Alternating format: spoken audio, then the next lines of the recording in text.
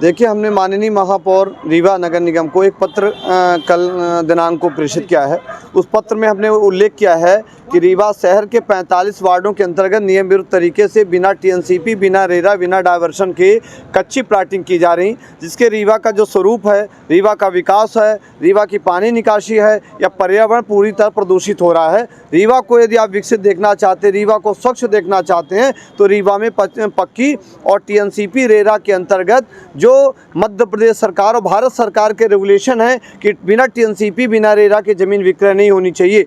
दो ट्रक मुरुम बिछा के लोग प्लाटिंग करने लगते हैं। हमारे रीवा में शांति इंफ्रा करके एक कंपनी है, विंड करके एक कंपनी है, इसी तरह विंड एक कंपनी है जो कई जगह प्लाटिंग कर रही, करैया, चौराटा, बोदा या अन्य बड़े बड़े संस्थानों में रीवा शहर के वार्डों में कर रही। इसी प्रकार करहिया में प्लाटिंग हो रही, इसी प्रकार चौराटा में प्लाटिंग हो रही, बिछिया में प्लाटिंग हो रही, इसी प्रकार रतहरा में प्लाटिंग हो रही। हम प्लाटिंग के विरोध में नहीं है, हम अवैध प्लाटिंग के विरोध में हैं कि रीवा को यदि आप अच्छा देखना चाहते हैं, विकसित रीवा को देखना चाहते हैं, तो टीएनसीपी अनिवार्य हो चुका है। और टीएनसीपी का मतलब है कि आप 30 फीट की रोड, नाली, बिजली, पानी, पार्क अनिवार्य होना चाहिए। लोग सपनों का घर नहीं, यथार्थ का घर होना चाहिए। इसलिए कि लोग अपना पैसा पूंजी लगा के घर खरीदते हैं, वो आम व्यक्ति भी होते हैं। तो ऐसे व्यक्तियों के लिए, बड़े पूंजीपतियों की रोक के लिए कि बड़े जो माफिया किस्म के लोग हैं या जो बिल्डर वगैरह हैं जो प्लाटिंग कर रहे हैं, हमारा मानना ये कि नगर निगम इन पर सचेत हो और इसकी राजस्व वसूली होनी चाहिए।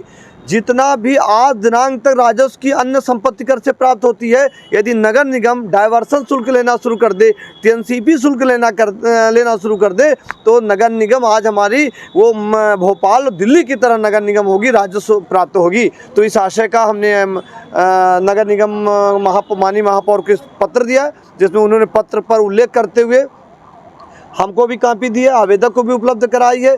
अनुविभागीय अधिकारी संचालक को पत्र भेजा गया है। उन्होंने कमिश्नर रीवा को पत्र प्रेषित करते हुए उन्होंने कहा है कि 1-2 बार मैंने बैठक में अनुरोध किया, उन्होंने ये कहा है। और साथ में माननीय महापौर ने ये भी उल्लेख किया है कि इस पर तत्परता लाएँ और त्वरित कार्रवाई करें कि बिना टीएनसीपी, बिना रेरा, बिना डायवर्सन के जो भी चल रहे हैं, नियम विरुद्ध तरीके से चल रहे हैं, उसकी जाँच करिए और अधो हस्ताक्षरकर्ता के साथ साथ आवेदक बीके माला को भी अवगत कराइए। इस आशय को उन्होंने पत्र जारी किया है और हम ये अपेक्षा करते हैं कि त्वरित कार्रवाई होनी चाहिए और बिल्डर भी इसमें सहयोग करें और रीवा की बेहतरीन तरीके से विकास में सहयोग प्रदान करें। नगर निगम के बाहर रीवा में इसके पहले जब नगर निगम में कुछ समय पहले कार्रवाई शुरू की थी, फिर अचानक वो बंद हो गई और फिर दूसरी तरफ। इसीलिए तो हम बार-बार जो ठंडे बस्ते में जा रही है, जो राजस्व के अधिकारी ठंडे बस्ते में डाल रहे हैं, इसीलिए तो हम बार-बार पत्राचार कर रहे हैं। रीवा के प्रमुख के रूप में रीवा के प्रथम नागरिक माननीय महापौर हैं, उनको हमने कल पत्र दिया है। आयुक्त महोदय रीवा संभाग रीवा को पत्र दे रहे हैं,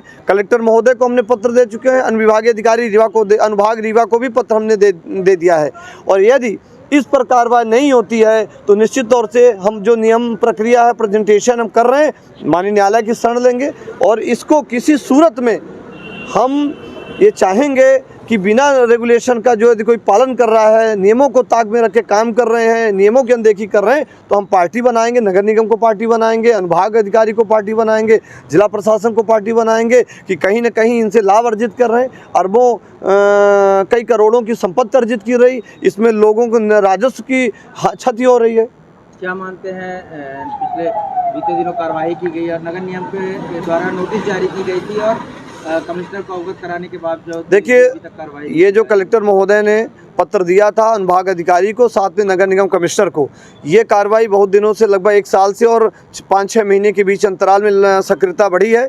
उन्होंने नोटिस दी पर नोटिस पर कार्रवाई नहीं हो रही। इसी बाबत हमने पुनः माननीय महापौर को, कमिश्नर महोदय को और कलेक्टर महोदय को पत्र दिया है और कार्रवाई की अपेक्षा की है। यदि कार्रवाई नहीं होती, यहाँ तक ये भी है कि बड़े स्तर में माफिया प्रदेश के बाहर भी हैं, ये जो बड़ी ग्रुप बना के काम कर रहे हैं प्रदेश के बाहर भी हैं और निश्चित तौर से हमसे इस विषय को लेना देना नहीं कि प्रदेश के हैं कि देश के हैं कि अंतर्राष्ट्रीय हैं, पर महत्वपूर्ण विषय ये है कि रीवा शहर में नियम विरुद्ध तरीके से काम हो रहे हैं और नियम विरुद्ध तरीके से पैसा लगा के कच्ची प्लाटिंग कर रहे हैं, शासन के नियमों की अनदेखी कर रहे हैं, तो इसकी जाँच कि मांग न्यायालय के माध्यम से भी करेंगे और यहाँ तक कि हमारा ये भी मानना है कि अभी तो ये प्रक्रिया, उनकी चल संपत्ति की भी जांच की मांग करेंगे, सीबीआई जांच की मांग करेंगे।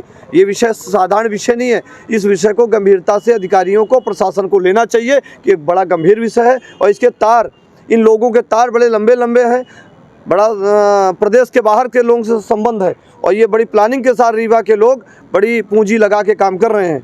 अगर कार्रवाई नहीं होती तो कहाँ तक? न्यायालय की शरण जाएंगे, जो न्यायालय की प्रक्रिया। ये कल एक पत्र भी जारी हुआ है, मामला क्या है और कब तक ये? देखिए, समाज सेवी एडवोकेट बीके माला जी ने कल एक हमको पत्र दिया जिसमें उन्होंने अनुविभागीय अधिकारी और नगर निगम रीवा दोनों को उसमें दर्शाया है और ये बोला है कि रीवा शहर में टीएनसीपी के बिना अनुमति के तमाम अवैध कॉलोनियाँ कट रही हैं, जिससे नगर निगम को आर्थिक क्षति हो रही है। हमारे एमआईसी के जो सदस्य हैं उन लोगों ने भी इसके बारे में कई बार बात उठाया, हम लोगों ने भी पत्र लिखा। हमने तो एनजीटी को लेकर, ग्रीन ट्रिब्यूनल के मामले को लेकर कलेक्टर को 2 बार पत्र लिखा। बड़ा दुर्भाग्य का विषय है कि रीवा का जिला प्रशासन भूमाफियाओं के चंगुल में फंसा हुआ है, पूरी तरह से भूमाफिया हावी हैं। जब रीवा की कलेक्टर, जब बाढ़ आई पहली बार रीवा में और उन जगहों पर पानी भरा, वार्ड नंबर 6 में, वार्ड नंबर 1 में, जहां 97 में 2016 में पानी नहीं गया था, तो कलेक्टर ने जो यहाँ की एसडीएम वो डिप्टी कलेक्टर थी जैन, उनको भेजा कि जिन लोगों ने नदी के किनारे अवैध कब्जा किया है तो उस पर कार्रवाई करें। तो हमने ये देखा कि वो भी खाना पूर्ति थी, तो हमने एक पत्र कमिश्नर नगर निगम को भी लिखा है, अनुविभागीय अधिकारी को भी लिखा है और सह संचालक नगरीय प्रशासन को भी लिखा है।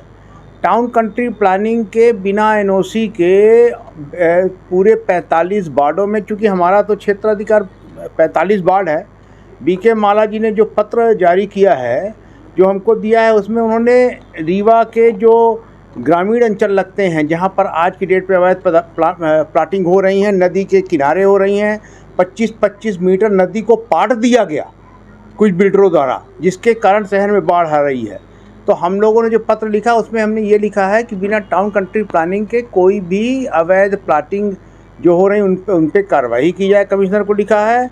और पूर्व में भी हमने लिखा था, उसके कारण क्या हो रहा, नगर निगम को बड़ी आर्थिक क्षति हो रही है और जब बाढ़ आती है तो पानी निकासी अवरुद्ध हो रही है। तो इसके लिए हमने उनको पत्र लिखा है। शहर में कई ऐसे बड़ी फर्म है जो अपना ऑफिस बनाकर शहर में अलग अलग वार्डों में कई जगह, जैसे चुराटा हो गया और निपनिया हो गया और करहिया हो गया, अलग जगह बड़ी फर्म रीवा में विंड है, शाही है, ऐसे ग्रुप हैं जो काम कर रहे हैं। बिल्कुल एकदम आप सही बोल रहे हैं। ये इसकी शिकायत आई है हम लोगों के पास, हम लोगों ने देखिए कमिश्नर को लिखा है। हमको तो अब ऐसा प्रतीत होता है कि भारतीय जनता पार्टी की सरकार में बोलते कुछ है, करते कुछ है। माननीय मुख्यमंत्री जी, माननीय कैलाश विजयवर्गीय जी ने लगातार बोला कि आत्मनिर्भर निकाय बनाना है, अवैध कॉलोनियों को नियमित करेंगे, उनसे पेनाल्टी करेंगे, पर यहाँ पर ये देखने को आ रहा लगातार अवैध कॉलोनियाँ हो रही हैं, लगातार अवैध कट रही हैं।